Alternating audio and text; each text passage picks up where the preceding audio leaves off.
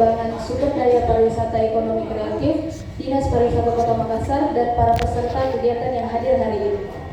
Selanjutnya, marilah kita bersama-sama. Assalamualaikum warahmatullahi wabarakatuh. Waalaikumsalam warahmatullahi wabarakatuh. Siap, Pak.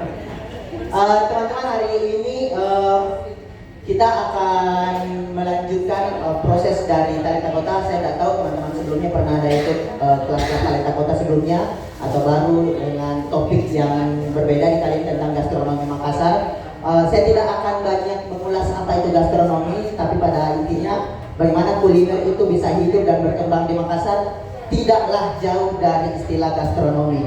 Nanti akan banyak berdiskusi dengan pemateri kita. Namun sebelumnya saya harus bacakan profilnya dulu supaya ada juga waktu toh dokumentasi foto-foto kak, karena aku minta juga nanti buat storyku. Jadi Talenta Kota kali ini berkolaborasi dengan teman-teman dari Memo Dapur. Memo Dapur adalah kelompok studi pangan yang berbasis di Sulawesi Selatan Indonesia dengan pendekatan meneliti, mendokumentasikan dan merefleksikan kehidupan sehari-hari melalui lensa dapur, makanan, dan budaya makan. Tahun 2025 Memo Dapur menerbitkan karya Setandan Cerita Pangan Sulawesi Selatan dalam bentuk buku kumpulan tulisan yang membahas ragam pangan lokal Sulawesi Selatan dari perspektif orang muda. Salah satu yang saya sukai dari karya-karyanya adalah melestarikan resep dan mempraktekannya juga. Ada beberapa resep-resep rumahan yang tidak diwariskan turun-temurun, tapi dengan pendekatan penelitian resep itu bisa diarsipkan begitu oleh teman-teman Memo Dapur.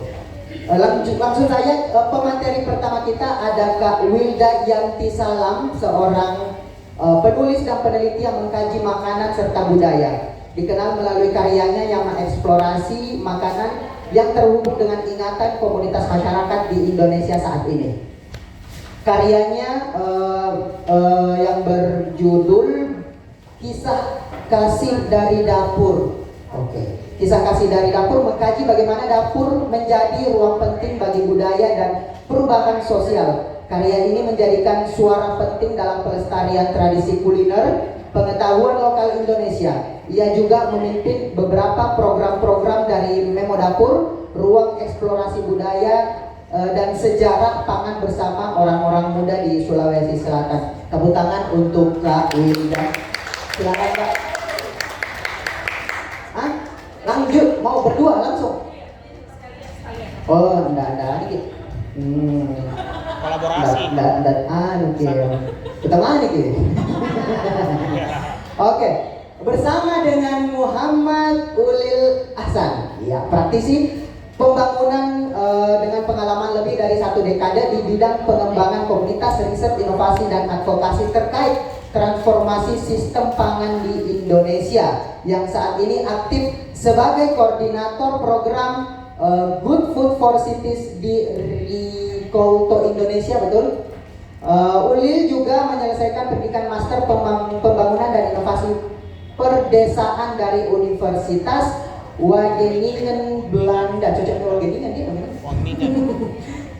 Dengan pendalaman studi pada hubungan antara pangan dan tempat, food and place, transisi berkelanjutan dan ekologi politik. Riset masternya mengkaji secara dekat etnografi mengenai kemajemukan ekonomi sagu dan kedaulatan pangan di Luwu Utara. Ini komposisi yang menarik bagaimana Kak Wilda ini bergiat melalui komunitas dan penelitian, dipadupadankan dengan Kak Muhammad Ulil Ahsan dari pendekatan akademik mungkin ya, sehingga menyenangkan sekali pertemuan kita kurang lebih 2 jam ke depan berkaitan dengan gastronomi Makassar. Tepuk tangan buat pemateri kita. Siapa dulu kalau boleh tahu? Kak Wilda, oke. Ini dong. Oke, selamat sore teman-teman semua. Sore. Terima kasih sudah datang. Sama-sama. Terima kasih Bayu. Sama-sama. Terima kasih sudah datang di acara ya semacam workshop ya, atau kelas seminar pangan hari ini. Jadi hari ini saya tidak sendiri sama Kak Ulil, dan hari ini kita lebih banyak berdiskusi sebenarnya soal apa itu gastronomi, dan nanti kita membayangkan bersama sebenarnya di Makassar ini tuh ada tidak sih masa depan kalau kita bicara gastronomi? Kalau iya, seperti apa gitu pendekatan yang bisa dipakai? Next slide. Next. Nah ini tadi Modaku sudah diperkenalkan ya sama Kak Sabek. Next lagi. Next. Dan next. Nah hari ini yang kita akan pelajari bareng pertama soal sejarah gastronomi di Sulawesi Selatan. Terus gastronomi dalam konteks kota seperti apa, lalu kemudian apa sih hubungannya antara gastronomi dan industrialisasi pangan, terus apa itu product, people, and terroir kalau kita bicara soal gastronomi. Terus juga kita akan sama-sama diskusikan tentang bagaimana sebenarnya mengembangkan gastronomi kosmopolitan di Makassar, terus bagaimana caranya mempromosikan gastronomi dan isu keberlanjutannya, dan yang terakhir teman-teman peserta akan dikasih kesempatan untuk menceritakan soal kuliner dan pangan versinya teman-teman. Gitu. Next. Nah, ini pertama pertanyaan basic. Kalau teman-teman lihat foto ini, mana yang perlu teman-teman mendefinisikan soal gastronomi? Yang kanan atau yang kiri? Kiri. Yang kiri. Oke. Kiri. Yang kanan, kenapa bukan yang kanan? Kenapa? Itu merupakan Yang kanan itu ada gas-gasnya. modern dan bisa jadi dia terlepas dari unsur-unsur tradisional. Oke. Jadi saya Tergantung setuju. dari inovasinya. Oke. Jadi yang kiri atau yang kanan? Siapa yang pilih kiri? Yang kanan? Oke. Nah, jawabannya nggak sampai yang betul, dua-duanya adalah gastronomi, guys. Oh, tradisional Nah. dan modern. Nah, jadi yang pertama, next slide Kak. Nah, ini ada satu buku menarik, bukan buku sih, tapi majalah yang diterbitkan sama Prisma. Ini majalah lama. Mereka pernah bikin satu edisi khusus bicara tentang gastronomi. Nah, di buku ini tuh menarik sekali. Mereka menceritakan soal apa sih sebenarnya bedanya gastronomi Indonesia sama gastronomi ala Barat. Ala Barat ini maksudnya Eropa ya konteksnya.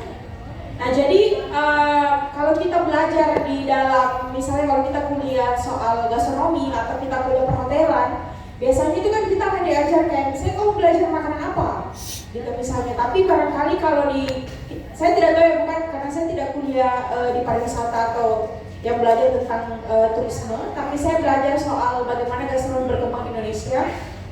Dan biasanya itu gastronomi itu selalu dilekatkan sama sesuatu yang sifatnya teknis, sesuatu yang sifatnya berhubungan dengan bagaimana caranya makanan itu diinovasikan. Selalu percakapannya itu di banyak tempat adalah bagaimana sih caranya supaya makanan lokal itu bisa diinovasikan kayak gitu. Kayak seolah-olah bahwa makanan lokal itu belum modern, kurang inovatif gitu, sehingga dia harus diberikan terus suntikan teknologi baru yang sebenarnya tidak tahu itu relevan atau tidak gitu. Nah, tapi secara singkat sebenarnya kalau gastronomi Barat itu memang dia berfokus bagaimana sebenarnya menelusuri asal usul bahan makanannya. Misalnya kalau makanan Eropa yang paling dekat sekarang bisa kita jumpai di kafe-kafe croissant. Kalau sering dimakan tuh, nah biasanya kalau gastronomi modern mereka menelusuri misalnya tepungnya itu dari mana, jenisnya seperti apa, terus kemudian juga bicara soal bagaimana budidaya dan faktor fisik yang mempengaruhi gitu. Misalnya kalau kita bicara soal budaya roti-rotian, budaya pastry itu kan berhubungan sekali sama perbedaan cuaca. Kalau misalnya itu kan sangat menentukan ranginya seperti apa kayak gitu.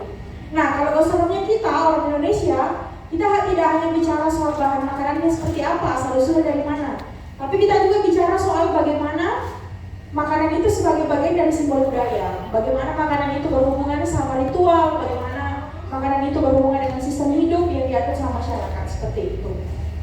Makanya kayak kalau pergi misalnya menjelang lebaran, misalnya mau baca-baca, nah itu juga bagian dari gastronomi. Next. Nah, ada yang familiar sama komunitas bisu? Iya, sering nonton di televisi. televisi. Nah, jadi barangkali teman-teman kita sudah familiar sama komunitas bisu. Komunitas bisu itu nanti bisa tanya sama Kak Eki, banyak soal perang bisu, tapi kurang lebih zaman dulu bisu itu adalah pemimpin dalam banyak ritual-ritual adatnya agama lokal di Sulsel. Agamanya orang Bugis namanya Toriolong. Nah, tapi ada satu peran yang jarang dibicarakan kalau kita membicarakan tentang komunitas bisu, yaitu peran mereka sebagai jenang. Ada yang familiar sama istilah jenang? Belum terdengar. Belum pernah dengar. Nah, jenang itu adalah sebutan untuk Jadi kalau di hotel-hotel kan ada head chefnya gitu-gitu tuh yang dipimpin. Nah di konteks tradisional di Sulsel juga ada, namanya itu bisi jenang kayak gitu. Nah tapi sekarang sebenarnya yang berkembang ini bukan hanya bisi yang bisa jadi jenang, tapi juga banyak perempuan-perempuan yang kemudian belajar gitu jadi kepala dapur. Jadi kalau pergi ke pernikahan Bugis, sebenarnya itu pasti ada kepala dapurnya yang memastikan kenapa makanan itu tidak pernah habis gitu. Nah biasanya jenang-jenang ini yang memastikan, dan mereka biasanya bikin semacam ritual sebelum pesta untuk memastikan makanan itu tidak pernah habis gitu. Ada juga biasanya itu pasti bertanya kenapa ini makanan di dapur tidak habis, bisa cukup aja gitu. Bagaimana tolak ukurnya, bagaimana kalkulasinya, itu sebenarnya dilakukan oleh yang namanya jenang. Seperti itu. Next. Nah, ini kita bicara lagi lebih spesifik soal Makassar. Sebenarnya kalau kita bicara tentang gastronomi Makassar secara spesifik, itu tentu kita tidak bisa melepaskan dari sejarah kosmopolitannya Makassar dari dulu ya. Nah, kosmopolitan itu apa? Itu adalah istilah yang digunakan untuk merujuk ke daerah-daerah yang sudah modern dari dulu, sudah berinteraksi dengan berbagai budaya, sudah berinteraksi dengan berbagai bangsa. Nah, misalnya kalau di foto atas, ada yang tahu itu foto apa? Ikan palumara. Nah, di Makassar namanya palumara, tapi di tempat lain juga ada gitu. Misalnya kalau di daerah Sulawesi Tenggara mereka sebutnya itu ikan parende. Terus misalnya orang Luwu mereka sebut parede. Kalau orang Bugis mereka bilang balenasu gitu-gitu. Nah, sebenarnya kalau kita ulik lebih dalam, banyak sekali perbedaan bahan yang dipakai untuk bikin si parede ini. Saya orang Luwu jadi saya bilang parede, kalau Makassar palumara ya namanya. Nah, terus dibawa. Nah, tapi kalau kita bicara tentang Makassar, ada lagi tuh sejarahnya misalnya palumara. Karena palumara itu kan kayaknya sebutan untuk ini ya, tumpu tradisional itu. Nah, makanya namanya pakai palumara. Terus di bawahnya ada lagi palubutung. Pisang hijau sih itu. Saya salah kasih masuk foto. Saya mau kasih masuk foto palubutung, tapi dia jadi pisang hijau. Nah, palubutung itu juga ada hubungan sejarahnya misalnya dengan orang-orang di Buton. Itu ada yang pernah baca tentang itu. Nah, terus di bawahnya lagi ada coto. Nah, coto ini pasti teman-teman bisa baca banyak sekali sejarah tentang coto, banyak sekali versi. Ada yang bilang coto itu dibikin, ada satu tulisan yang pernah mengulas bahwa coto itu katanya leluhurnya itu gantala jarang. Makanya orang Cirebonto gitu. Ada versi lain yang mengatakan bahwa itu dibikin karena dia berasal dari 40 rempah gitu, dan ada juga yang mengatakan ini adalah bagian dari bagaimana interaksi antara orang-orang Makassar dengan orang-orang Tionghoa, sehingga di dalam bumbunya itu ada tauco misalnya. Terus yang ini namanya palu kaloa, ada yang mau bilang makan palu kaloa? Oke. Nah, kalau di Makassar itu kita makanan yang pakai di Sulsel konteksnya, makanan yang pakai kaloa itu atau bumbu pamarasan istilahnya itu makanya orang Toraja. Tapi saya juga kemudian jadi penasaran kayak kalau di Jawa kan di Surabaya orang makan rawon pakai beluang itu kan. Nah, kenapa tiba-tiba sampai di Makassar dia pakai ikan gitu? Nah, itu pasti tentu saja ada hubungannya karena kita punya sejarah maritim yang panjang. Terus ini yang familiar juga dan harusnya belakangan mulai viral sekali sop ubi. Yang kalau orang-orang dari luar Makassar pasti selalu bilang, hah, sop ubi, bagaimana itu bentuknya? Itu kita harus jelaskan lagi bahwa sebenarnya ubi itu kalau di Makassar singkong juga disebut sebagai ubi gitu. Nah, kenapa saya tampilkan foto-foto ini? Sebenarnya adalah ini beberapa representasi bagaimana makanan Makassar itu tidak pernah berdiri sendiri gitu. Tidak ada, saya tuh sampai sekarang masih mempertanyakan kayak, adakah itu makanan khas? Karena sebenarnya apa yang kita sebut khas, kekhasan dari satu daerah, itu bisa juga didapat di tempat lain. Ada makanan yang kita sebut misalnya kayak sop ubi ataupun pisang hijau ataupun palumara, kita bisa temukan juga di tempat lain. Nah, bagiku itu jadi satu fenomena yang menarik untuk melihat bahwa bagaimana zaman dulu orang-orang Makassar yang memang kita punya sejarah panjang pelaut dan segala macam, itu pun sudah berinteraksi dengan masyarakat di tempat lain, dan yang mereka pertukarkan bukan hanya pertukaran budaya saja yang berhubungan dengan pakaian mungkin atau tradisi tutur gitu, ataupun yang berhubungan dengan tradisi lisan, tapi juga mereka mempertukarkan resep-resep yang berhubungan dengan makanan-makanan itu gitu. Nah, kita bisa menemukan makanan-makanan ini di Kalimantan karena banyak sekali orang Sulawesi di Kalimantan. Bahkan misalnya kita bisa ketemu misalnya palumara juga di daerah Sulawesi Tenggara karena kita sama-sama dari Sulawesi dan dekat dengan pesisir. Terus kemudian juga kita bisa menemukan keluak, kaloa ataupun apa istilahnya apa istilahnya bahasa Indonesia ini tuh kepayang.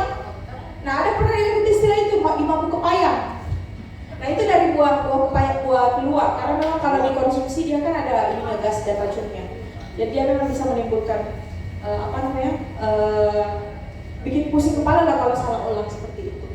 Nah, kita bisa lihat juga tuh posisinya Makassar yang memang sejak abad ke-17 kita bisa lihat Kota Rotterdam dulu sebagai tempat rempah-rempah gitu, dan sebenarnya juga kalau merefleksikan tentang gastronomi di Makassar, budaya gastronominya, masuk aja kan, masuk. Oh, udah jadi, oke. Bisa teman-teman perhatikan juga misalnya makanan Makassar itu beda sekali dengan makanan orang Bugis, beda sekali makanannya sama orang Luwu, beda sekali makanannya dengan orang Toraja.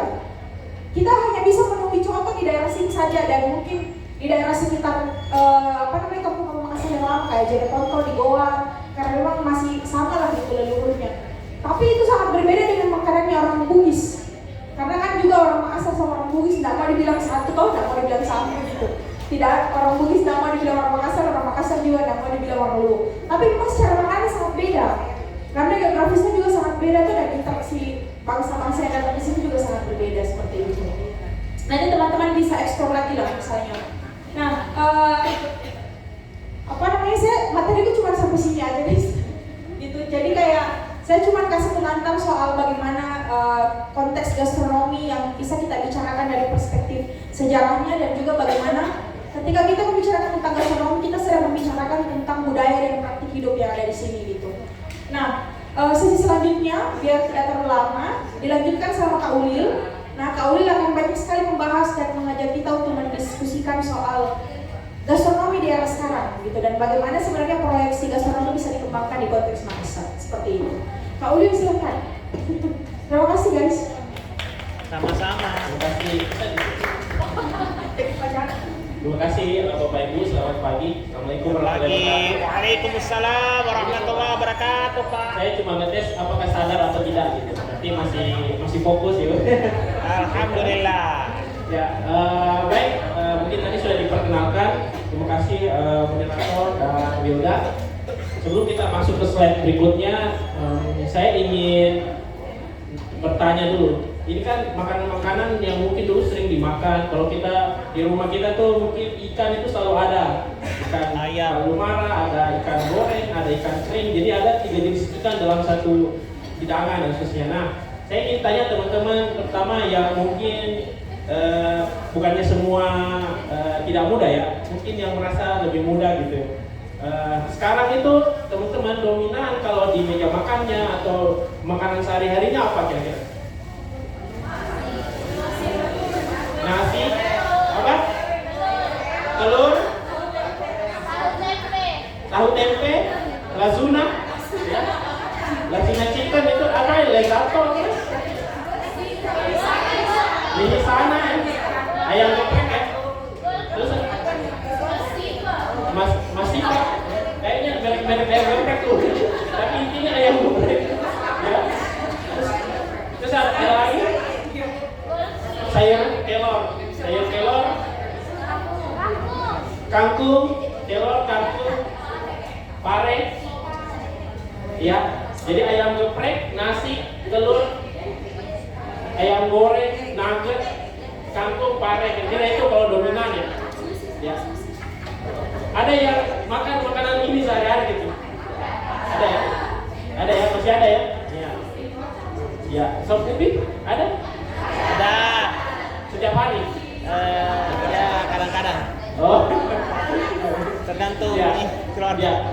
Tapi kira-kira waktu kecil sampai sekarang itu kira-kira ada perubahan jenis makanan yang kita makan tidak di rumah Mas Rezi atau di wilayah itu? Ada ya? Perubahannya lebih monoton barangkali ya? Iya kan? Kenapa? Lebih simpel ya, makanya nasi ayam geprek gitu sama steak ya, lebih simpel ya. Ya, tetapi pernahkah kita berpikir mengapa kita makan makanan seperti itu hari ini? Ya, kenapa kok bisa kita sekarang makannya ayam geprek di satu gang apa namanya jalan itu bersaing antara Indomaret dengan ayam geprek. Ya 5 meter ada ayam geprek, ada ayam geprek gitu ya. Ada juga Kenapa sosis. kita? Jadi saya sering keliling kota, fenomena Makassar dan pasar Solo, Jogja, Jakarta itu sama. Ayam geprek everywhere gitu. Ya. Taichan di sana. Ya karena itu mungkin yang lebih aksesibel dan seterusnya. Jadi itu yang mau saya bahas sedikit ya sebelum kita masuk ke gastronomi. Udah tadi udah bahas tentang sejarah, tentang bagaimana budaya. Sekarang saya mau bahas realitas hari ini. Next. Oh ini. Next. Ya. Next. Ya. Nah ini. Jadi apa namanya hari ini itu makanan-makanan yang teman-teman konsumsi itu bisa teman-teman konsumsi karena paling utama adalah aksesibel, mudah diakses. Ayam geprek berapa sekarang? 7.000 ya? Oh mungkin ayam tiren yang 12. 10.000 ya? Ya dibandingkan Palomara mungkin 40.000 ya kira-kira gitu ya, 30.000 dan seterusnya. Jadi memang ayam itu aksesibel. Kalau teman-teman lihat data Badan Pos Statistik di Sulawesi Selatan, itu jutaan ayam, ekor ayam itu berkumpul di Maros, kira-kira gitu. Jadi ayam. Terus apa lagi nih? Sekarang MBD setiap hari makannya apa? Ayam, goreng, ayam, terus dan seterusnya. Jadi ayam is everywhere. Karena ayam everywhere, telur pun everywhere. Ya itu aksesibel. Dan apalagi promosi konsumsi itu ayam, telur dan seterusnya. Ya ini karena pola industrialisasi pangan kita yang memang bermazhab pada efisiensi. Ya, semakin besar skala produksinya, semakin murah harga itu. Kan bisnis beda. Ya, nah begitu pula dengan ayam kira-kira. Jadi ayam ini kan kalau kita bicara sekarang desa-desa itu dipenuhi oleh entrepreneur ayam yang tugasnya dikirimin sama distributor DOC, ayam kecil, dia besarkan, diambil lagi sama buyer, ya. Dan itu pun dimonopoli oleh industri raksasa. Contohnya calon pokpan dan seterusnya, ya. Tanah kecil Jadi kemitraan. ada serangkaian proses dinamika yang membuat sebenarnya makanan itu, ya, secara tidak sadar mendominasi piring makan kita. Itulah proses industrialisasi pangan. Dan inilah juga yang membuat makanan-makanan palu kaloa, palu mara, apalagi yang mungkin bapak ibu yang senior yang dulu masih kecil mereka masih bisa didapatkan, sekarang udah jarang sekali ya. Mungkin contoh muda juga pun udah jarang ya, hanya beberapa ya. Jadi itu karena ada proses pergeseran budaya makan kita ya. Jadi saya ingin berangkat dari awareness atau refleksi tentang industrialisasi pangan ini. Salah satu yang membentuk cara makan kita hari ini. Next. Nah, kalau kita bicara gastronomi, ada 3 kerangka yang penting untuk kita dorong ya. Jadi pertama itu produknya, makanannya sendiri. Nggak cuma makanannya, bisa jadi juga pengetahuannya, metodenya, prosesnya, materialnya. Kemudian orangnya, the people, ya, pengetahuannya, motivasinya, dan seterusnya. Kemudian tempat, place atau terroir. Jadi bahasa Prancis ya. Makanya saya sengaja pakai baju yang ada tulisan Prancisnya. Ya, jadi sekilas produk itu ya kualitas spesifik atau reputasinya. Contoh tadi apa? Palu mara kan dari ikan, reputasinya Makassar itu ya terkenal palu mara, palu kaloa dan seterusnya. Coto Makassar, jadi dari daging sapi dan seterusnya. Terus kalau kita bicara di Eropa sana ya pernah teman-teman tahu wine kan di Bordeaux ya. Nah, konsep-konsep gastronomi terroir itu banyak berkembang di Prancis. Ya, jadi wine Bordeaux ya, mereka bicara tempat. Kemudian orangnya ya, motivasi dan kapasitas untuk menciptakan nilai. Mungkin waktu itu iseng-iseng memasak ikan dengan kunyit, tumpah kunyitnya tuh gimana? Ya langsung lahir Palu Mara misalnya ya, dan seterusnya ya. Jadi orang itu dia punya misalnya motivasi untuk melestarikan benih ya. Makanya kan biasanya kalau kita bicara originalitas itu dari mananya ya? Kadang dari metode memasaknya, mungkin dari tungkunya, mungkin bahan kayu bakarnya, itu semua ada pengetahuan dan orang yang menekuninya, ahlinya. Misalnya kalau contoh kan asuhan dari ini, asuhan Ibu Wilda, asuhan Ibu Febi, banyak kan contoh-contoh gitu. Artinya setiap orang yang mengasih dia punya teknik, skill dan kemampuan untuk menciptakan nilai itu. Kemudian ya dan upaya-upaya pelestarian itu. Kalau di kalau di Italia terkenal satu keju namanya Parmigiana apa ya? Saya pernah coba tapi sampai sekarang menyebutkan namanya susah. Ya, dia dari teknik pengolahan kejunya. Ya dari jenis susunya dikasih makan apa, kira-kira gitu. Nah itu ininya. Next. Nah, ketiga tempat atau terroir ya. Nah, ini tadi Palu Mara karena di sini memang wilayah pesisir ikan ya, daerah-daerah Makassar memang tempatnya pelabuhan-pelabuhan ikan. Meskipun sekarang ikannya sudah diambil dari Pangkep, Selayar ya, di dekat-dekat sini udah susah gitu. Ya jadi tempat itu kita bicara sumber daya alam dan manusianya, tanahnya, iklimnya. Palu Mara yang di Takalar beda mungkin Palu Mara yang di pesisir timur Makassar, Sulawesi Selatan gitu. Mungkin beda rasanya. Palu Maranya orang Bugis sama orang Makassar itu beda. Ya mungkin jumlah kunyitnya, jenis kunyitnya dan seterusnya. Nah, itu karena dipengaruhi tanah, iklim, dipengaruhi metode, varietas. Kebetulan pernah makan coto di Jogja,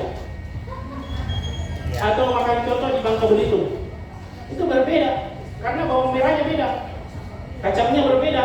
Makanya kalau kita makan coto di Bangka Belitung, makan di Jogja, di Solo itu meskipun sama resepnya berbeda rasanya.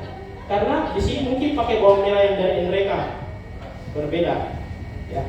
Bisa jadi berbeda karena berbeda tanah, berbeda iklim, berbeda tradisi, budaya dan masalah cita rasa. Ya. Itu kita bicara konsep ruang ya, terroir itu. Tempatan ya. Make sense ya? Orang orang, produk dan tempatnya. Next.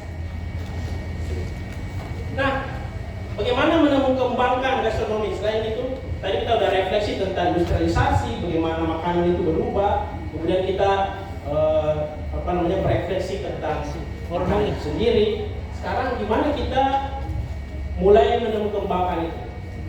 Pertama, ada dua hal penting yang perlu dipahami, diketahui. Saya rasa ini juga tujuannya mungkin workshop ini bisa ada sales workshop lainnya yang lebih spesifik misalnya ya. Karena ini kan masih mungkin lebih umum nantinya. Pertama itu regulasi. Kalau kita bicara konteks makanan di sini gastronomi, tentu regulasi itu banyak hal, bisa bicara tentang keamanan dan mutu pangan. Ya, supaya menghindari keracunan dan seterusnya. Dulu mungkin orang masak itu ya tidak terlalu higienis. Tapi sekarang kan orang memandang tentang higienitas, kemudian butuh analisa-analisa di lab dan seterusnya, atau setidaknya menjamin misalnya keamanan pangan dari produk yang dijual itu. Kemudian penganekaragaman pangan ini penting karena tadi industrialisasi Indonesia bikin kita itu setiap hari impor gandum meningkat. Kita tuh negeri pengimpor gandum terbesar di dunia. Karena konsumsi gandum kita itu naik terus nih. Kita memang konsumsi nasi turun, tapi konsumsi gandumnya naik. Tapi kita nggak produksi gandum. Jadi kita negara net importer gandum di Indonesia. Net importer gandum tentu kita ketergantungan. Siapa tadi kopi tahu tempe? Ya, 90% tahu tempe kedelai kita dari luar negeri, impor. Kita punya budaya tempenya dari Serai Centini di Jawa. Tapi kedelainya itu 90% dari Amerika. Iya. Ya, karena anak-anak itu tidak pakai dolar di desa. Ya. Tahu tempe itu dari 60% dari Amerika. dari Asia, dari dari Amerika. China juga ya. Nah itu karena lebih murah, ada pendidikan dumping. Ya produk Amerika ke Indonesia itu bisa sampai cuma 6.000, 7.000. Kedelai lokal yang ditanam petani lokal itu biaya produksinya bisa sampai 10.000. Jadi tentu lebih murahkan produk impor kan. Nah begitu yang terjadi, ya aturan-aturan regulasi. Nah mengapa ini penting? Gastronomi mengembangkan gastronomi lokal itu mendorong peningkatan konsumsi supaya kita tidak tergantung pada impor produk dari luar. Ketiga, kekayaan intelektual secara komunal. Selama ini kekayaan intelektual itu sangat terprivatisasi. Contoh, teman-teman ada yang pernah ngikutin? Karena tadi ngomongin ayam geprek, ada ayam geprek Bensu yang pernah berkonflik ya. Itu kan bicara merek Brand. ya. Jadi si Ruben Onsu bikin ayam geprek, ada pesaingnya satu ayam geprek juga namanya Bensu.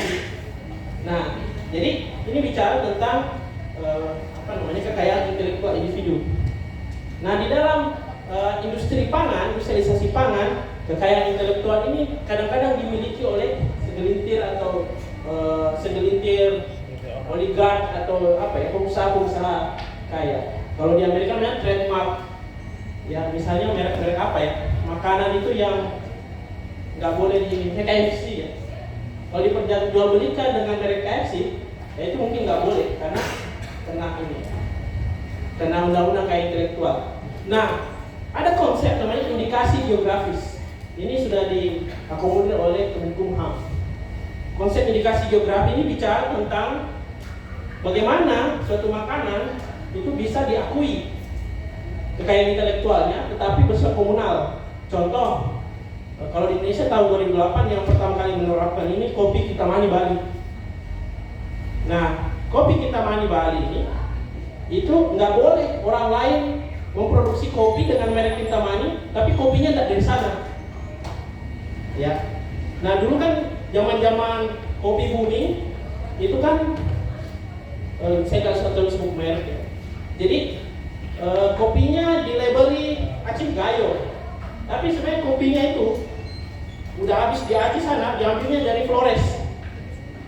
Jadi dia mengklaim kopi Flores itu jadi kopi Aceh Gayo, karena nama brand Aceh Gayo-nya itu bagus di pasar. Nah ini banyak hal yang dilanggar, terutama yang dilanggar adalah petani yang produksi susah payah untuk menyelamatkan anak, tetapi dibeli harga murah. Gitu. Nah, indikasi geografis ini meskipun ada juga perdebatannya, tetapi ini salah satu cara ya semacam mekanisme garansi manajemen mutu untuk mendorong adanya kekayaan intelektual secara komunal. Kalau di Eropa ada namanya Protected Designation of Origin, PDO dan PDR. Jadi yang disertifikasi adalah produknya. Contoh Darjeeling Tea ada yang pernah dari India. Jadi teh yang diproduksi di daerah Darjeeling. Jadi makanya Darjeeling Tea. Teh yang diproduksi di luar Darjeeling itu nggak boleh diklaim sebagai Darjeeling Tea. Ya, ada juga yang bicara tentang lokasinya, regionnya. Contoh misalnya daerah Tuscany di Italia. Apapun yang metode-metode dari situ itu bisa di. Kalau kita selain itu ada juga regulasi pemajuan kebudayaan. Namanya warisan budaya tak benda, intangible heritage. Kalau Kapurung misalnya, dia masuk intangible heritage di Kementerian Kebudayaan. Mungkin dari Dinas Kebudayaan Pariwisata lebih paham dari ini. Tetapi regulasi ini penting untuk mendorong bagaimana konektivitas antara produk, people dan terroir itu bisa mendorong kelestarian UMKM, kelestarian alam. Hal yang kedua, kualifikasi. Jadi kalau kita bicara tadi regulasinya, kita bicara tentang kualifikasinya. Bagaimana makanan itu dikatakan produk origin? Ya, misalnya jeruk Malangke, misalnya dari Malangke. Bagaimana kita tahu jeruk itu origin dari Malangke? Ya kalau kita mau dorong misalnya makanan-makanan tertentu. Kalau Makassar kita bicara, kita mau menjadikan Palomara makanan ikon Makassar. Tapi gimana menentukan originalitas Palomara itu bahwa itu dari Makassar?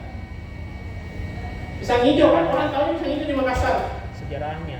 Tapi gimana menentukan pisang hijau itu originalitas pisang hijau sebagai makanan khas Makassar? Nah ini yang tricky ya, tricky kan? Iya. Nah disitulah sebenarnya kualifikasi itu dibentuk secara komunal.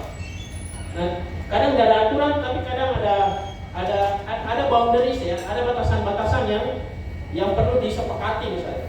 Nah ada kesepakatan yang lahir dari orang yang menilai itu, ya. Orang misalnya pisang hijau dari Makassar, tapi bentuknya macam-macam kan, itu nggak ada yang ngatur. Apakah pisang hijau harus panjang berapa senti? Apakah harus pisang hijau pakai bubur apa tuh?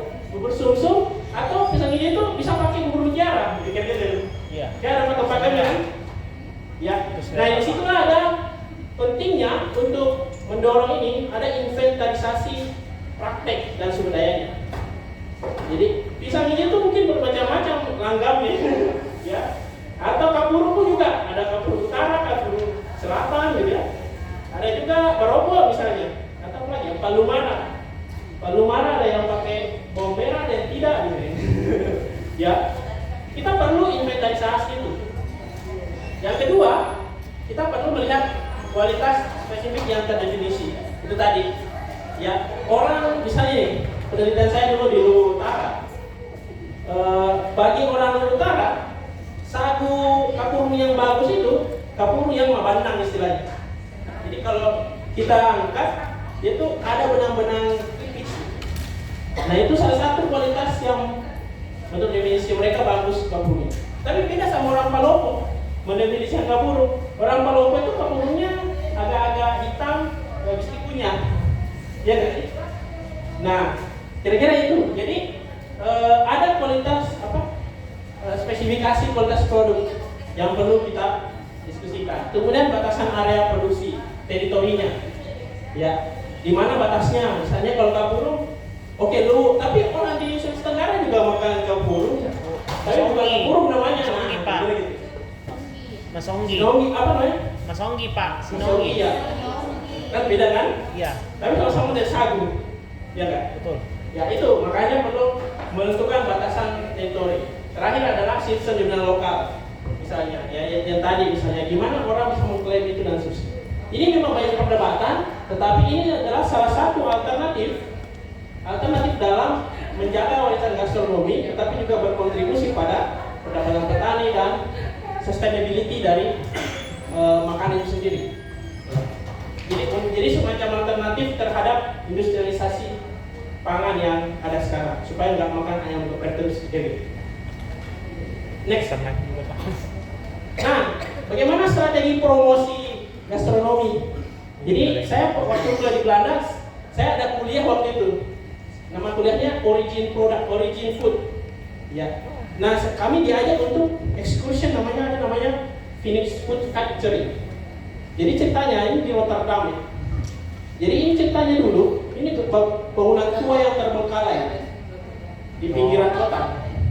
Ya, bangunan tua terbengkalai di pinggiran kota. Ini tempat pinggirannya Texas, daerah Texas di sana. Kriminalitas banyak dan seterusnya. Nah, suatu hari wali kotanya bekerjasama dengan beberapa entrepreneur, itu dia mencoba memanfaatkan bangunan tua ini, direnovasi kemudian menjadi model semacam ruang kolektif ya, untuk di sana ada entrepreneur anak muda. Jadi ada 11 entrepreneur, ada yang dia bakery, ada yang jualan produk petani, ada yang jualan buku, ada yang jualan macam-macam. Mereka akhirnya bersepakat membangun dan menghidupkan factory ini. Akhirnya dibuatlah ada event-event kayak yang sering dilakukan oleh Makassar Creative Hub barangkali ya. Buat event-event, akhirnya hidup daerah ini, hidup dari strukturnya, kemudian daerah ini kemudian jadi berkembang. Nah, inilah salah satu contoh bagaimana sebenarnya makanan gastronomi itu bisa merubah satu wilayah yang tadinya daerah Texas menjadi daerah California. Kira-kira gitu. Ya, next. Strategi yang lain adalah ini waktu saya ke Cirende. Cirende itu kampung di pinggiran Bandung ya, di luar Bandung, Cimahi. Nah, ada satu kampung dusun ya, desa ya, namanya Cirende. Dia tuh nggak makan nasi. Mereka makannya nasi singkong dari ubi. Ya, jadi model tambahnya begini. Dan mereka memang dengan leluhurnya nggak terbiasa makan nasi. Kecuali yang merantau jadi buruh pabrik, anak-anak mudanya, akhirnya mereka tersentuh nasi. Tetapi selama 100 tahun mereka konsumsinya ini. Karena ada peristiwa-peristiwa kelaparan dan seterusnya. Nah, dari sini akhirnya mereka membuka semacam tur gastronomi untuk orang-orang dari luar mencoba menikmati sajian paket makanan dan perjalanan menelusuri dusunnya yang kecil itu. Tapi yang menarik pengalaman yang luar biasa. Bagaimana memberikan kita experience tentang makan non beras ya. Next. Nah, kasusnya juga dilakukan oleh Memo Dapur, Wilda dan teman-teman. Wilda dan teman-teman ini melakukan riset apa sih makanan, apa pembentuk makanan di Sulawesi Selatan. Orang di Sulawesi Selatan kan nggak bisa tuh, biar makan Indomie makan pakai jeruk nipis dan bubur apapun pakai jeruk nipis. Dan ternyata ini kan kayak apa ya, sehari-hari ya. Kadang-kadang kita tidak menyadari. Ternyata yang membentuk lidah orang Sulawesi Selatan itu adalah pengkecutnya, pacukanya. Nah, Wilda dan teman-teman meneliti lah itu di Sulawesi Selatan itu bahan-bahan pengkecut yang digunakan oleh orang selama ini. Lahirlah dokumenter budaya pengasam. Silahkan ditonton di YouTube-nya Memo Dapur kalau penasaran. Ya, ini salah satu juga metode promosi makanan di gastronomi Sulawesi Selatan. Next. Nah, terakhir adalah kalau kita bicara gastronomi tadi mulai dari industrialisasi, bagaimana mendorong gastronomi yang lebih berkelanjutan. Ada 3 indikator misalnya contoh ya, meskipun banyak indikator lain. Bagaimana gastronomi itu bisa menjaga kelestarian lingkungan. Teman-teman tahu kan, industrialisasi pangan khususnya orang nggak pakai pestisida, sudah tidak ada lagi burung-burung yang bermigrasi dan seterusnya. Contoh di kampung saya di Wajo, itu danau tempe itu menang. Kenapa danau tempe terjadi eutrofifikasi? Karena orang-orang di sekitar itu pakai pupuknya itu eksesif ya, banyak sekali. Kan kalau petani padi itu lebih menguntungkan ya, banyak. Nah, akhirnya mereka menggunakan pupuk kimia, pestisida yang cukup banyak. Akhirnya pupuk-pupuk itu kan mengalir ke danau. Akhirnya menyuburkan lantai permukaan lantai dasar danau. Itulah kenapa danau tempe terjadi pendangkalan. Gimana cara mengatasinya? Waktu itu Pak Luhut Binsar Panjaitan menggali dengan ekskavator, bikin pulau-pulau, tetapi ya ini lagi tetap pendangkalan lagi. Nah, itu salah satu dampak dari masifnya produksi beras yang tidak berkelanjutan di Sulawesi Selatan. Apa kaitannya sama gastronomi? Itu tadi, bagaimana caranya upaya-upaya pemajuan pangan di lokal kita itu misalnya mendorong pelestarian danau. Contoh, mempromosikan kembali konsumsi ikan danau. Tapi masalahnya banyak mie sapu-sapu di Jakarta. Sisanya, ya.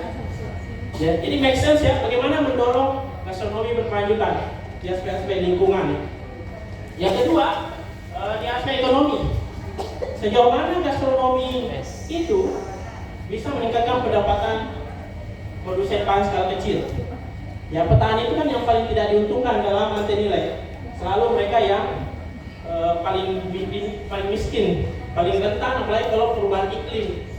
Ya, nah gastronomi itu mestinya bisa memberikan apresiasi kepada petani. Ada banyak contoh yang ini sekarang, contoh kopi. Ada kopi yang specialty, single origin, macam-macam ya. Ada yang kopi bentuk kompetisi. Kopi-kopi kompetisi ini biasanya ditanam di lot-lot tertentu di lahan petani, habis itu dijual. dengan harga penawaran yang tinggi.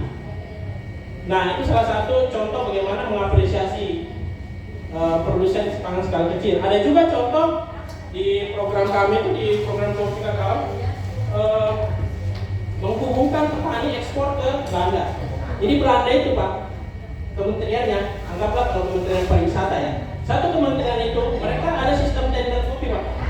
Karena di setiap kantor-kantor kementerian ada mesin-mesin kopi. Nah, jadi pengadaan kopinya itu sistem tender. Sampai kita pengadaan kaos kaki, ya pengadaan apa lagi? Ya itulah, ya sistem tender. Nah, kopi juga begitu.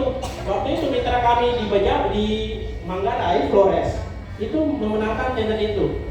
Jadi yang menjabatannya adalah roastery di Belanda. Nah, roastery ini dia membuat secara transparan harga-harga yang mereka dapatkan dari petani.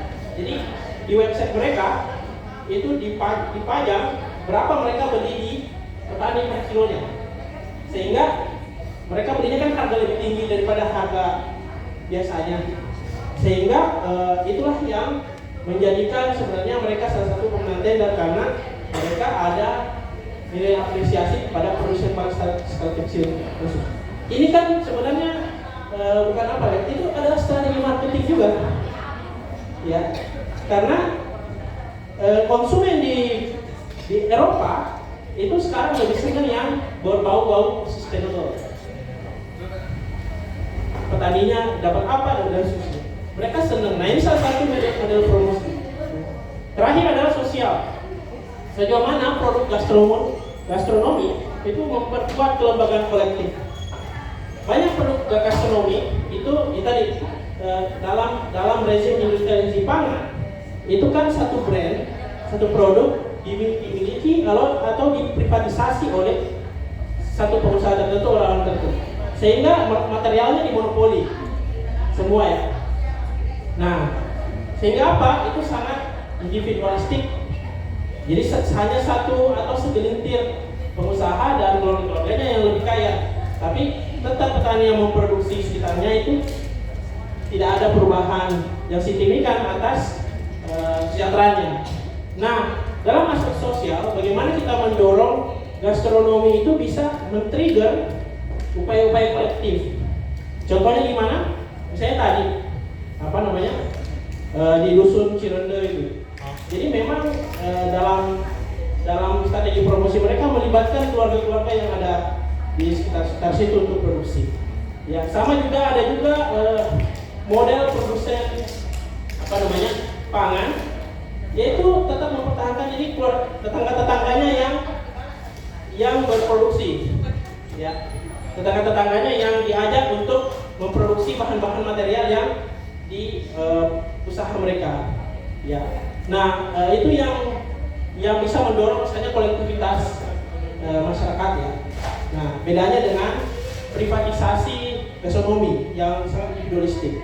Nah, saya rasa kalau kita mau dorong gastronomi berkelanjutan di Makassar itu masih sangat mungkin, dan apalagi budaya Sulawesi Selatan itu budaya komunal, ya, sehingga kita bisa mendesain model-model gastronomi produk itu ke arah yang lebih baik. Next. Nah, mungkin itu dari ada kultivasi perkenalan ke beras, padi yang lebih mudah. Kemudian dulu kan kalau orang makan sagu itu sistemnya berburu dan meramu makanan. Sampai sekarang orang Luwu itu nggak menanam sagu, tapi kita tuh selalu mengistilahkan bahasa-bahasa birokrasi kita itu mereka menanam sagu. Padahal kan sampai saat ini praktek sagu itu masih berburu. Jadi orang dari mana dia kalau mencari sagu pergi ke kampung lain berombongan gitu, dipanen sagunya di sana kemudian dijual. Dia cuma beli pohon aja. Nah, itu masih praktek-praktek zaman berburu meramu. Di zaman modern ini masih diperlakukan. Nah, nasi, beras itu sudah budaya orang menetap, gitu kan? Nah, itu makanya lebih efisien. Bangunlah irigasi macam-macam sampai sekarang jadi modern. Nah, jadi proses kita berubah kondisinya itu ada proses secara teknis, budaya dan macam-macam ya, proses interaksi secara dinamis. Contoh yang paling sering dipakai orang adalah bagaimana Indonesia itu masif sekali konsumsi beras. Itu karena lebih ke tenaga kerja murah zaman kolonial. Ya, kan apa makanan paling murah untuk para pekerja zaman kolonial, budak dan sebagainya itu beras. Makanya orang kolonial itu mindahin orang dari Bali ke untuk ajari dia nanam padi dan sebagainya. Karena apa? Mereka butuh tenaga kerja yang murah gitu. Ya, dan sebagainya. Kalau mereka bukan sanggup, proses pembuatannya lama dan sebagainya. Itu dari zaman kolonial, kemudian di zaman Soekarno, zaman Soeharto dengan proyek revolusi hijau, bikin bimbingan massal dan seterusnya, ya menggerakkan semua sarjana-sarjana IPB luar negeri. Akhirnya kita swasembada beras tahun 84 berkembang di zaman Pak Jokowi. Ada mungkin teman-teman dengar khusus pajale, upaya khusus pada jagung kedelai. Nah itu sebenarnya upaya untuk swasembada beras. Jadi beras, kedelai, jagung itu selalu menjadi program inti pembangunan. Sekarang apa? Food estate, ya, MBG, produksi yang paling efisien, tidak rentan busuk, tidak rentan tercemar, apa? Ayam, nasi, telur, kan? Ya, itu yang paling efisien dan paling murah dan paling gampang diproduksi. Ya, kalau ikan cepat busuk, kalau mosok cepat basi.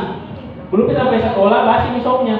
Makanya yang paling gampang Waktu masaknya di Pak. MBG itu masaknya ayam aja, ayam kecap, ayam dan sebagainya. Itulah mengapa proses teknokratis melalui program-program pemerintah, melalui budaya makan dan sebagainya itu jadi membuat kita makan nasi ya. Karena masih sampai sekarang nanti target pemerintah masih swasembada beras kan. Karena memang beras itu jadi ikonnya ini negara kita ya, pembangunan ya, standar pembangunan negara kita itu ya kalau swasembada beras. Nah itu salah satu proses nasional mengapa kita makan beras. Tentunya pertanyaannya masnya ya, tadi tentang identitas ya. Nah sebenarnya kalau buat saya materi ini tuh tidak untuk membuat teman-teman menentukan apa hasil kasar, tidak juga. Lebih ke merefleksikan bagaimana itu makanan atau gastronomi itu menjadi identitas suatu wilayah. Makassar itu kosmopolit. Kalau kita bicara tentang coto, itu dulu coto sudah banyak diperoleh dari mana? Jeneponto kan. Orang Jeneponto datang ke sini mungkin terkenal jadi aji-aji, menguasai ini, begitu juga. Sama juga dengan juragan Sokuri yang bertahun-tahun ya.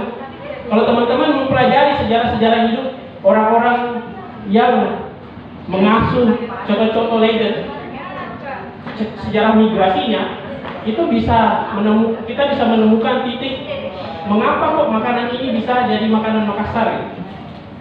Jadi tadi itu kalau kita bicara konteks terroir, itu karena Makassar itu kosmopolit ya. Orang-orang dari berbagai kampung datang. Jadi kalau saya itu tidak ingin menggiring apa makanan paling otentik Makassar, saya tidak mau menggiring ke sana. Yang menentukan otentisitas itu dinamis. Makanya makanan itu adalah socially constructive. Makanan itu rasa itu taste, kualitas itu dikonstruksi secara sosial. Mungkin hari ini makanan paling enak buat kita adalah ayam geprek. 20 tahun lagi mungkin makanan geprek MBG. Misalnya ya, karena populer tuh. Siapa tahu ada yang membazarkan gitu TikTok dan apalagi channelnya sekarang. Makanan itu udah tidak bicara tentang promosi-promosi restoran itu.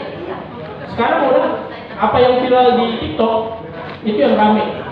Dan itu yang kemudian menjadi standar anak-anak muda Gen Z tentang makanan enak. Iya gak sih? Gak tahu ya, apakah sepakat? Bukan sepakat ya gitu ya. Jadi tiba-tiba dulu tuh ada makanan coto, ada juga coto. Dulu tuh yang paling terkenal coto ABC misalnya. Tapi tiba-tiba ada TikToker yang memposting 4 coto-coto ini. Tiba-tiba mendadak ramai viral. Ya, padahal dia udah berdiri udah lama kan. Nah, akhirnya kan anak-anak muda kalau nggak ke sana belum gaul istilahnya. Nah, jadi sebenarnya challenge digitalisasi ini menjadi salah satu hal yang mungkin kita perlu refleksikan ulang. Ya, sebenarnya apa peran teknologi media sosial dalam membentuk gastronomi di masyarakat? Ya, itu mungkin juga mau tambah. Ya, tadi soal ini ya, pertama soal keberagaman makanan pokoknya kita yang selain beras.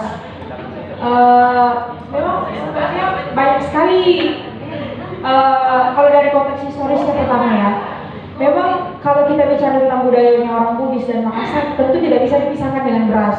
Karena semua kerajaan-kerajaan yang terbentuk gitu, yang besar sampai sekarang, Bone, Goa, itu karena surplus beras gitu. Teman-teman bisa baca ada sejarahnya kayak karena dulu orang surplus beras, jadi mereka punya uang untuk surplus beras itu loh, artinya kayak yang awalnya beras hanya diproduksi untuk konsumsi satu komunitas, lalu kemudian berasnya itu melimpah sampai beras itu bisa ditukar gitu dengan keramik-keramik, bisa ditukar dengan baju yang sekarang kita kenal sebagai baju bodoh, ditukar dengan piring-piring semuanya, dan itu semua berasal dari surplus beras itu gitu, sehingga kita bisa punya peradaban. Cuman memang yang kemudian jadi persoalan dari beras adalah itu tadi penggunaan bibit yang dulu dipakai itu beda sekali sama yang sekarang gitu. Dulu kan beras itu kita belum kenal sistem irigasi, berasnya masih pakai tada hujan. Terus juga bibit-bibit berasnya itu masih yang lokal yang dipakai gitu, dan itu varietasnya banyak. Nah, orang Bugis sebutnya AC, ada istilahnya AC. Nah, itu yang jadi sebenarnya bibit-bibit asli gitu, dan banyak sekali justru bibit-bibit asli itu yang memberikan kita varietas beras yang bagus dan mudah hilang gitu. Jadi yang bermasalah sebenarnya menurutku bukan si makan berasnya, tapi sebenarnya bibit asal berasnya itu dan racun-racun yang dipakai yang kemudian jadi persoalan gitu. Nah, kalau kita bicara tentang keberagaman pangan, beragam banget sebenarnya bahan pokoknya. Misalnya kalau dari luar ke bawah ya tadi yang kalian cerita tuh, mau orang makannya sagu. Nah, sagu ini banyak macamnya gitu, dibikin jadi kapurung, dibikin jadi daging, dan itu bisa awet sampai berbulan-bulan bekalnya orang melaut. Terus beda sekali lagi kalau kita pergi ke daerah pegunungan kayak Rekang. Saya pernah beberapa kali pergi riset di satu kampung namanya Kalupini. Itu di kampung itu makannya pasti biji-bijian, kayak sorghum, jawawut gitu. Di sana ada banyak jawawut itu bahasa di sininya baktan istilahnya. Banyak sekali yang lokal-lokal yang tidak pernah makan. Pisang di Bugis, di Makassar itu banyak sekali jenisnya pisang. Bukan cuma pisang. Sekarang kan jatuhnya pisang jadi cemilan tuh, jadi pisang goreng. Nah, dulu itu tuh karbo asli gitu. Nah, misalnya itu dempok tuh istilahnya kalau di sini. Terus kemudian juga ubi, banyak sekali itu makanan-makanan Makassar pakai ubi jagung. Sop ubi kan itu aslinya udah pakai lontong tuh, udah pakai ubi gitu karbonya. Terus kemudian juga jagung, ada barongko. Nah, sebenarnya banyak sekali sumber-sumber bahan pokok gitu. Nah, kalau dikontekskan soal bagaimana gastronomi bisa bekerja di bagian itu, menurutku saya melihat potensi sangat besar dari media sosial ya, terutama karena yang jadi persoalan di dalam bagaimana melestarikan makanan lokal. Kalau zaman dulu itu konsumsi makanan lokal itu justru makanan orang miskin, makanan harta, istilah makanan budak, makanan orang nggak mampu gitu-gitu toh. Nah, itu yang jadi persoalan sebenarnya, kayak misalnya kalau kita ke daerah Luwu, masih banyak sekali orang, karena saya dari Luwu juga, masih banyak sekali orang yang bilang kayak makan sagu itu makanan ini orang miskin gitu. Karena dulu di daerah Luwu ke bawah, beras itu datang bersama tentara, bersama beras itu makanannya aparat pemerintah gitu. Jadi beras dulu itu kan dibagikan misalnya per kilo untuk satu keluarga gitu-gitu, dan konstruksi sosial yang berlangsung di banyak kampung-kampung itu yang justru bikin pelestarian pangan itu jadi agak persoalan gitu, yang lokal-lokal yang justru bagus. Tapi kemudian ini jadi menarik ketika makanan-makanan lokal itu menyentuh media sosial. Saya tuh sering sekali dapat karena saya menulis buku yang di dalamnya itu bicara tentang kapurung, dan itu kayak jadi salah satu part paling rame. Bisa teman-teman lihat di Instagram itu banyak sekali orang bikin kapurung sekarang. Bahkan ada konten kreator Makassar, isinya itu semua kapurung gitu. Ada tuh yang dalam kabar-kabar itu semua kontennya itu kapurung gitu, ASMR bikin kapur itu sampai yang nonton, dan menurutku itu jadi fenomena yang sangat menarik ketika misalnya sekarang media sosial membuat banyak makanan yang lokal yang dulu dianggap makanan orang miskin itu jadi kemudian punya tempat gitu. Tapi di sisi lain juga saya merefleksikan ketika makanan lokal itu kemudian jadi viral, saya justru juga melihat aspek lain, misalnya apakah karena memang sudah semakin jarang dimakan di rumah-rumah orang sehingga ketika dia masuk ke media sosial dia bisa menjadi sangat containable karena itu sudah langka gitu loh. Bisa jadi juga itu hal-hal yang bisa kita lihat aspeknya. Dan menurutku ya membicarakan gastronomi berarti membicarakan juga tentang promosi, membicarakan tentang bagaimana makanan itu bisa dikembangkan gitu. Dan kalau bicara sama anak-anak muda, menurutku kita bisa menggunakan media sosial untuk itu gitu, sebagai medium bercerita tentang pangan lokal dan sebagainya. Sekarang kan memang juga bicara tentang pangan itu apa ya, kayak karena itu isu yang sangat penting sekarang tuh. Kalau bicara tentang krisis iklim pasti bisa tentang pangan. Banyak sekali program-program yang membicarakan itu, dan sekarang juga kayak banyak sekali akun-akun yang memang mendedikasikan diri untuk bicara tentang diversifikasi pangan, dan itu bagus banget gitu untuk apa ya, mengedukasi orang-orang untuk kembali makan makanan lokal. Nah itu tadi kalau bicara tentang identitas makanan, nah itu kan apa ya, identitas itu kan sesuatu yang cair gitu dan proses.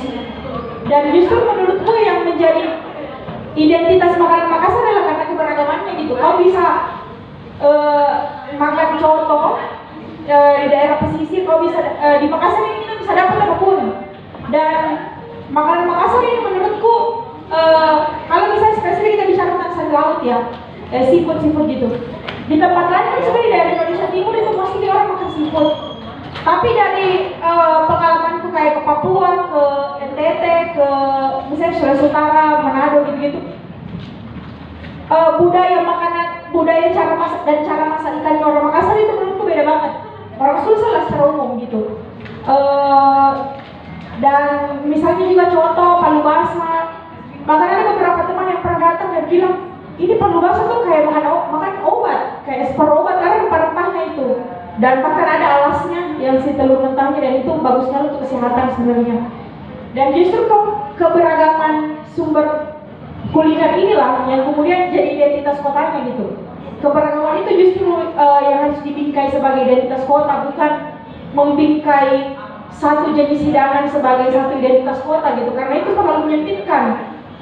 Karena dari dulu Makassar sudah kosmopolit, sudah sebelum orang-orang Belanda datang kita sudah bergaul sama orang-orang dari Tionghoa, jual teripang dan segala, bukan taripang ya, teripang. Yang dari laut, bukan yang taripang yang ini kue, kayak gitu. Jadi kayak menurutku tidak perlu mencari-cari kayak yang mana sebenarnya kekhasannya di kota, karena justru keberagaman kulinernya yang jadi kekhasannya sendiri kayak gitu. Gitu kali ya. Ada lagi yang mau bertanya? Ya. Saya tadi menyampaikan isu pentingnya. Jadi kayak ada keterputusan antara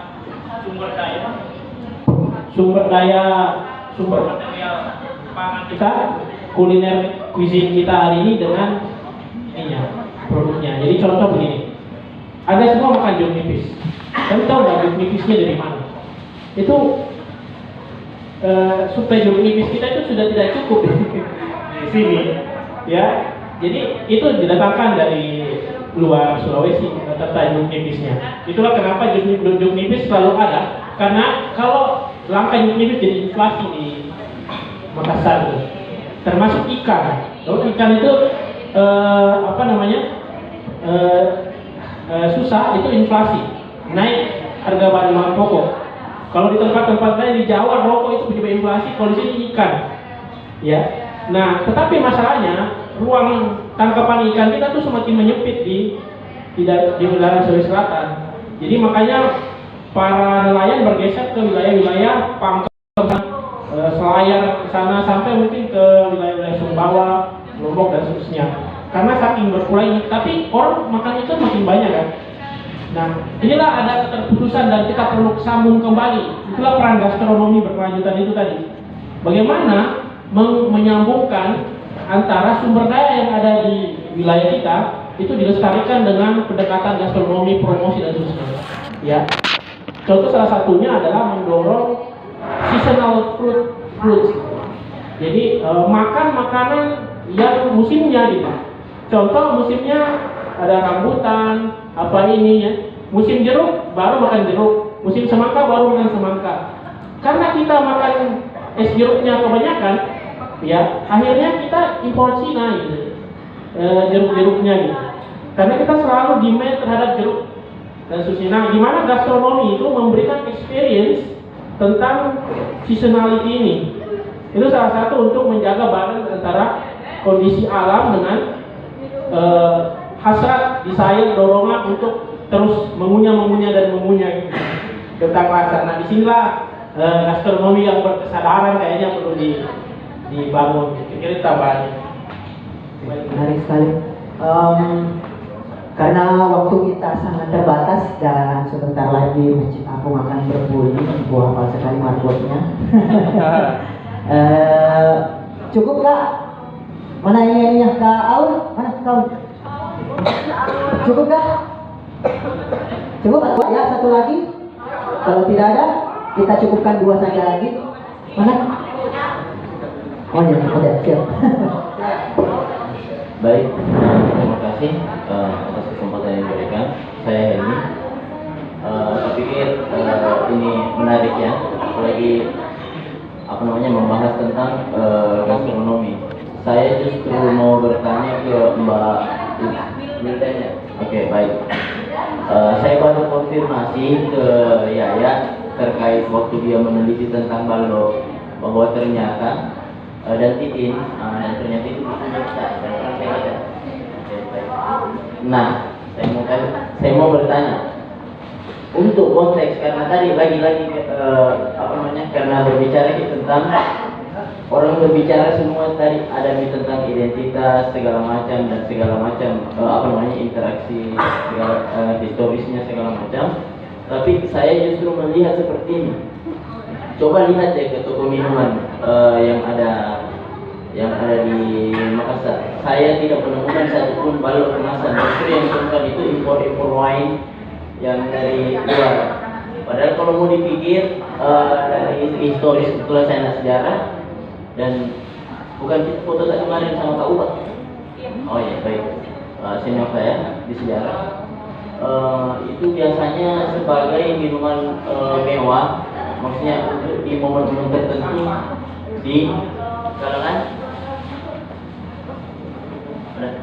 Oh iya baik, saya di kalangan saja. Jadi tulisan yang menarik, saya sangat apresiasi. Nah, pertanyaannya sekarang, baik minumannya ataupun makanannya, bagaimana Kak Wilda, saya panggilnya kakak karena saya lebih muda, generasi muda Sulsel melihat makanan ataupun minuman tradisional ini bukan sekedar warisan yang perlahan ditinggalkan, dan bagaimana budaya, dan kembali ke tadi, gastronomi Sulsel ini mampu bertahan dan dan mungkin dynamic ini tadi di tengah dominasi makanan ataupun produk cepat saji dan budaya konsumsi global. Ya, saya pikir demikian cara saya. Terima kasih. Pertanyaan menarik ya. Langsung, tapi nggak ditangkap ya pertanyaannya. Oke. Terima kasih atas kesempatannya. Nama saya Winani. Yang ingin saya tanyakan pertama, tentang mungkin ada referensi atau apa mengenai kue-kue tradisional yang ada di Makassar. Dimana kita melihat kue-kue tradisional di Makassar itu Bugis Makassar lah kira-kira. Itu bahannya kurang lebih sama, santan, kemudian telur, kadang juga ada pisang, dan itu saja yang diputar-putar. Jadi kalau kita menarik benang merahnya itu seperti kue-kue Eropa yang dimana santannya diganti susu. Ini mungkin dari beberapa materi ada referensi kan? Memang betul ini adalah akselerasi budaya atau bagaimana yang membuat kue-kue kita itu hampir kurang lebih sama bahannya, tapi cuma beda komposisi saja, dan itu mirip sekali dengan kue-kue yang kita lihat di Eropa. Kemudian yang kedua, ini sangat menarik yang terakhir dibahas mengenai industrialisasi dan digitalisasi. Jadi bagaimana materi melihat masa depan gastronomi di Makassar dari kedua hal ini? Apakah ada hal yang bisa diberikan atau disampaikan atau mungkin menjadi masukan untuk stakeholder di Makassar untuk memajukan kembali atau melestarikan gastronomi yang ada di Makassar? Terima kasih. Ini pertanyaan yang bagus, namun sayang ya ujung banget kalau kita selesaikan sebisanya, dan meskipun forumnya berakhir, teman-teman masih bisa ngobrol di sini ya. Kita selesaikan saja karena rangkaian acara secara formal kita akan tutup. Silakan Kak. Mungkin saya jawab pertanyaannya Bapak yang di sini, terus Kak Uli nanti yang pertanyaan Kak Uli. Kita lebih penasaran makanan atau minumannya ini. Oke. Soal ini ya, soal keberlanjutan dan kenapa itu, apakah ada masa depannya? Menurutku kan ini pengalaman dari yang kami kerjakan di Demo Dapur ya. Jadi tahun lalu itu kita bikin namanya kelompok belajar Demo Dapur. Isinya itu adalah teman-teman muda dari berbagai daerah di Sulawesi. Kita bikin workshop hampir 1 tahun untuk merefleksikan bareng kayak bagaimana sih teman-teman muda ini membayangkan tentang tangan, membayangkan tentang makanan. Terus kita coba untuk bikin eksperimen bareng. Apakah masalahnya tuh adalah di anak muda yang tidak lagi punya pengetahuan tentang makanannya, atau justru ketersediaan apa yang bisa dimakan itu yang tidak ada gitu. Nah, ternyata waktu kami menemukan bahwa sebenarnya generasi-generasi sebelumnya ini terlalu pesimis menurutku memandang generasi muda. Nah, karena waktu itu pesertanya semua Gen Z, lahir 2000-an ke bawah gitu. Sebenarnya anak muda ini tuh punya rasa ingin tahu yang sangat besar dan minat yang sangat besar terhadap makanan lokal, bahkan juga minuman lokal. Tapi memang persoalannya adalah kurang sekali infrastruktur untuk membicarakan itu dan pengetahuan tentang itu. Bahkan juga yang kurang adalah kurang sekali catatan sejarah yang bisa dibaca tentang itu gitu. Kalau Oki cari catatan-catatan tentang sejarah makanan, itu kita harus membaca sejarah panjang dulu tentang kerajaan apa. Kita harus bicara dulu tentang peristiwa-peristiwa kronik seperti apa, baru ada kecil-kecil bisa kita kumpul gitu tentang pangannya. Tidak pernah itu menjadi sesuatu yang dibicarakan itu tok sih gitu. Nah, ini nyambung juga mungkin pertanyaannya Kak Wina ini soal kue-kue tradisional gitu. Sebenarnya banyak sekali buku-buku tentang kuliner tradisional di Makassar. Tapi memang rata-rata yang saya temukan jarang sekali membicarakan tentang sejarahnya seperti apa, konteks budaya seperti apa. Itu paling mentok di resepnya. Terus kemudian adalah penjelasan dikit bahwa ini sudah ada dari dulu gitu. Itu sih, tapi itu pun kita nggak tahu dulunya ini kapan, tahun berapa gitu-gitu, dan bagian-bagian seperti itu yang sebenarnya masih kurang dieksplor gitu. Nah, kalau ditanya ada nggak masa depannya, ada banget gitu. Persoalannya ya itu tadi yang Kak Ulun sudah jelaskan. Kerja komunitas pasti harus ada kebijakan yang jelas juga dari pemerintah gitu, karena ini bicara soal distribusi, ini bicara tentang bagaimana kalau bicara tentang makanan kan itu sudah di hilirnya sekali nih, karena kita tinggal makan toh.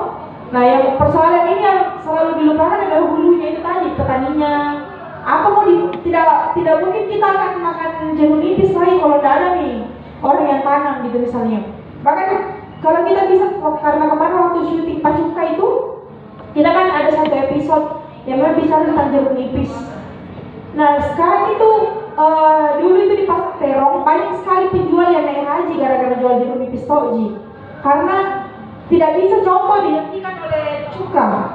Kalau bakso masih bisa diganti cuka, tapi contoh dia tidak bisa kalau bukan jeruk nipis. Dan tapi sekarang kenyataannya kita tidak bisa lagi mendapatkan jeruk nipis dari aslinya dari Malangke, dari Masamba dan Selayar. Sekarang itu jeruk nipis yang kita makan rusak distribusinya karena ada jeruk nipis dari Mamuju. Bukan maksudku dari Mamuju merusak pasar ya, tapi kayak beda nih jeruk nipisnya, beda sekarang sama yang zaman dulu gitu-gitu loh. Jadi memang kalau kita bicara tentang masa depan pangan ya berarti harus juga menjaga yang paling basicnya gitu. Nah, lanjut. kasih nyambung sedikit tentang balok Pak. Jadi di beberapa daerah yang mayoritasnya non Muslim itu misalnya Bali, dia disupport pemerintah untuk Bali. Jadi ada prosesnya, ada ininya, jadi mereka standar kualitas dan seterusnya. Cuma kalau daerah yang kualitas Muslim seperti di Sulawesi Selatan, ya itu susah mungkin ya, karena nggak akan populer gitu. Ya kan, yang kalau dia melegalkan miras lokal gitu ya. Nah, tetapi ada opsi sebenarnya, bisa lebih adaptif. Kan kalau saya dulu di kampung itu kalau buka puasa minumnya tua manis. Jadi sebelum dia terfermentasi. Jadi kan itu masih boleh ya, masih halal. Nah, persoalannya itu kita belum membangun satu model metode atau gastronomi bicara tentang tuak itu sendiri. Jadi kan balok itu kan fermentasi tuaknya, jadi dia mengandung alkohol, jadinya ya masuk kamar gitu. Tapi kalau dia masih belum terfermentasi dan itu pakai pendekatan sains itu nyambung tadi dengan Ibu. Jadi itu ya tugasnya orang-orang teknologi pangan yang meneliti tentang bagaimana sebenarnya standar kualitas balok itu misalnya. Di situ inovasi bermain, dukungan pemerintah, peneliti dan seterusnya supaya bikin brand tuak manis gitu. Jadi orang bisa menikmati tuak tanpa harus menjadi berdosa gitu. Tetapi kan tuanya akhirnya bertahan. Ya, produsen tua yang tadinya orang Takalar, yang tadinya produksi tua, pemanjat lontar, akhirnya punya kerjaan lagi dan seterusnya ya. Nah itu bisa sebenarnya lewat gastronomi itu bisa didorong ya. Terus nyambung pertanyaan Ibu, apa yang menyebabkan ini sebenarnya susah dicari dan seterusnya? Ini juga faktornya banyak. Pertama karena pengetahuan. Pengetahuan itu tuh, saya pulang sekolah dari Belanda itu, saya baru sadar akhirnya kita tuh kekurangan sarjana dan ilmu tentang food studies ya. Food studies itu bukan cuma ilmu teknologi pangan. Jadi saya kan jurusan teknologi pangan misalnya. Jadi orang teknologi pangan itu memang didesain untuk masuk ke Unilever, Indofood, Nestle, produksi Indomie kayak gitu. Tetapi tidak ada anak-anak saja teknologi pangan yang didesain untuk memahami tadi balok itu ya, kira-kira gitu. Studi-studi kultural tentang pangan. Itulah kenapa salah satunya Memo Dapur Wilda bikin supaya menghidupkan dan mendokumentasikan makanan-makanan kayak tadi khasana-khasana ini. Dan itu bisa nyambung dengan jurusan-jurusan teknologi. Kalau udah masuk ke brand, merek, produk, nah itu bisa ranahnya anak-anak yang bergerak berinovasi. Makanya kopi sekarang ada kopi infusion, jadi dia dicampur tonik dan seterusnya. Ya ada juga sekarang model kopi rasa berry, ya dipakaikan sirup dan seterusnya. Itu kan sebenarnya inovasi, ya untuk memperkuat misalnya rasa floral dan di dalam kopi gitu misalnya ya. Jadi lebih murah daripada dia beli kopi yang punya properti fruity dari kerinci lebih mahal, mending dia tambahin sirup fruity misalnya. Ya, tetapi kalau kita jual itu nggak bisa kalau kita mau memperkenalkan origin, konsep originalitas atau origin tempatan terroir itu ke masyarakat karena harganya akan mahal. Jadi gitu. Ya sama. Kenapa akhirnya makanan-makanan lokal kita berubah dari santan ke susu? Ada banyak faktor. Pertama memang karena mungkin biaya santannya lebih mahal Bu. Kelapa diborong Cina semua. Jadi produksi santan kita akhirnya lebih ke pabrikan. Ya, jadi lebih murah kualitasnya sehingga berbeda santannya yang sekarang yang pabrikan dengan yang santan-santan yang manual dibangun kan. Jadi rasa barongnya berbeda akhirnya. Ya, rasa makanannya. Nah, sehingga mungkin dia bandingkan dengan susu mungkin juga lebih terima. Ada juga faktor konsumsi sosialnya Bu. Kita suka yang berbau-bau Eropa Barat dan seterusnya. Cake dan seterusnya. Akhirnya apa? Susu lebih murah daripada santan. Sehingga itulah sistem pasar bekerja kan? Sistem pasar bekerja dari industrialisasi yang mana lebih efisien, itu yang lebih laku dan lebih abundance. Karena dalam konsep makanan cemilan kita pun itu pakai mekanisme pasar. Bahannya itu ya mungkin lebih murah susu daripada santan. Jadi orang pedagang UMKM lebih milih pakai susu, sehingga itulah yang jadi tren. Nah, gimana gastronomi kita memutar? Ada namanya istilah di konsep sosiologi pangan itu quality turn. Memutar konsepsi kualitas dari berbasis industrial ke berbasis tempatan kualitas. Kalau santan, misalnya saya makan barongko, saya tahu ini santannya pasti dari Pamana, kira gitu. Kalau saya makan kopi, minum kopi, ini pasti rasanya ini kopi Goa. Jadi tahu paham konsep-konsep itu. Nah itu yang perlu diperkenalkan di dalam gastronomi di Makassar ke depannya. Jadi menghubungkan antara terroir tanahnya, produsennya dengan makanannya. Itu yang putus selama ini. Ya kira-kira itu dari saya. Oke, menarik sekali. Ada tambahan Kak? Udah? Cukup, oke. Saya sih menunggu ya kelas-kelas kajian balok ya di Tepuk tangan sekali lagi buat